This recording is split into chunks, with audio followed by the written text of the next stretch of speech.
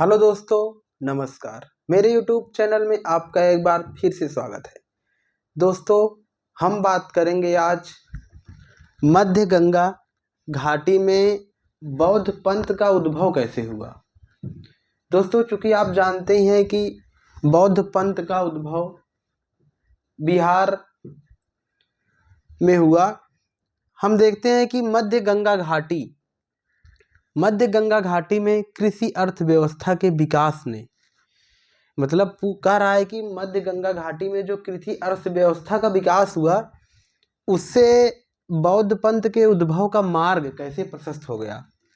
चूँकि आप जानते हैं कि मध्य गंगा घाटी का मतलब प्रयागराज, जिसका पुराना नाम इलाहाबाद था, उसका माननीय श्री योगी आदित्यनाथ जी ने उसका नाम प्रयागराज रख दिया।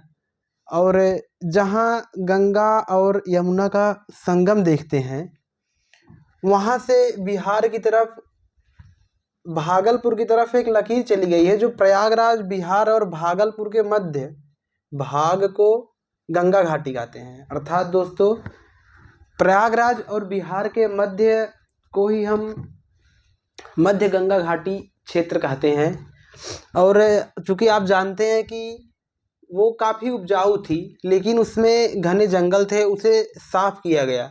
आर.एस. शर्मा के अनुसार यहाँ मध्य गंगा घाटी में घने जंगल थे, जिसे लौह उपकरणों की सहायता से साफ कर दिया गया। और गेहूं उत्पादक ऊपरी घाटी, अर्थात ऊपरी घाटी की बात करते हैं हम, तो प्रयागराज के पहले हरिद्वार, हरियाणा, पंजाब आदि की बात हम करते हैं कि यहाँ गेहूं उत्पादन क्षेत्र की तुलना में मध्य गंगा घाटी में चावल उत्पादन ज़्यादा उपजाऊ थी।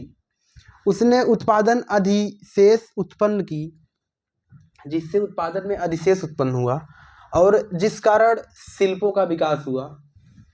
दोस्तों, मध्य गंगा घाटी के अंतर्गत शिल्पों का विकास हुआ और उद्योगों का भी विकास हुआ, जिससे और व्यापार का विकास हुआ और मुद्राओं का प्रचलन हुआ, जिससे पहले आहत सिक्कों का प्रचलन हुआ और फिर पंचबार सिक्के आए और धीरे धीरे नगरों का भी विकास हुआ।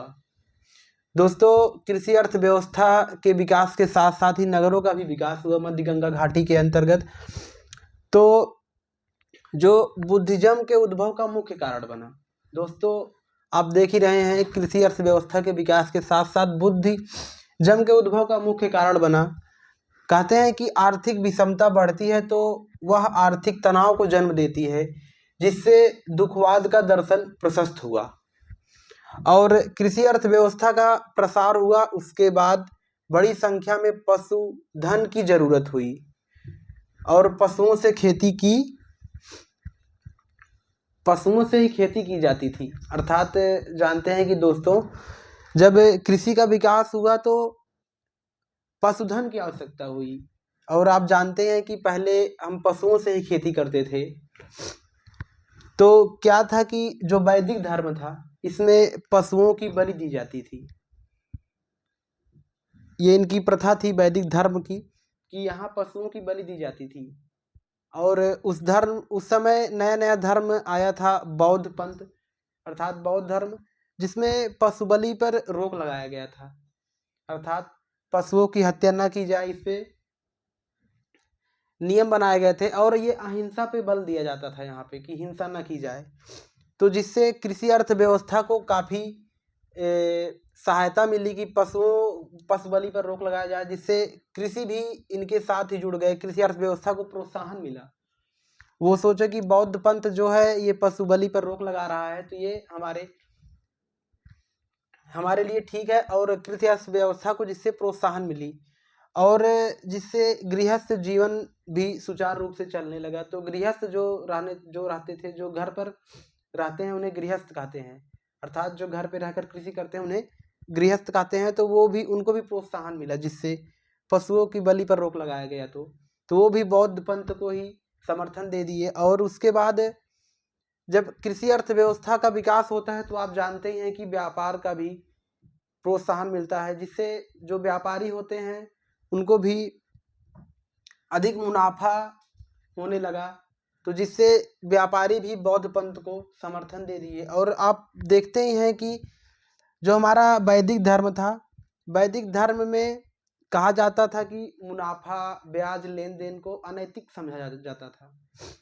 अर्थात वैदिक धर्म में किसी से मुनाफा कमाना या ब्याज लेना देना ये सब अनैतिक कहा जाता था, लेकिन बौद्ध पंथ ने इसका समर्थन किया, अर्थात मुनाफा ब्याज लेन देन का समर्थन किया, और जिससे व्यापारी लोग भी खुश हो गए कि बौद्ध धर्म हमारे लिए ठीक है, और वो बौद्ध धर्म का ही समर्थन करने लगे। तो दोस्तों आप देख ही रहे हैं कि मध्य गंगा घाटी में कृषि अर्थव्यवस्था के विकास के बाद जो कृषि अर्थव्यवस्था का विकास हुआ, इससे बौद्ध पंथ के उद्भव का मार्ग आसानी से प्रशस्त हो गया। दोस्तों आप चूंकि देख ही रहे हैं कि मध्य गंगा घाटी प्रयागराज और बिहार के मध्य में ही पाई जाती है, जिसे मध्य गंगा घाटी कहते हैं। दोस्तों यदि आपको ये वीडियो अच्छा लगा हो तो अगर हमारे आप चैनल पर नए हो तो प्लीज़ सब्सक्राइब कर दीजिएगा और बेल आइकन दबाना ना भूलिएगा। दोस्तों यदि कोई हमारे वीडियो बनाने में त्रुटि रह गई हो तो प्लीज़ आप कमेंट करके हमें बताइएगा। धन्यवाद दोस्तों, आपका दिन शुभ हो।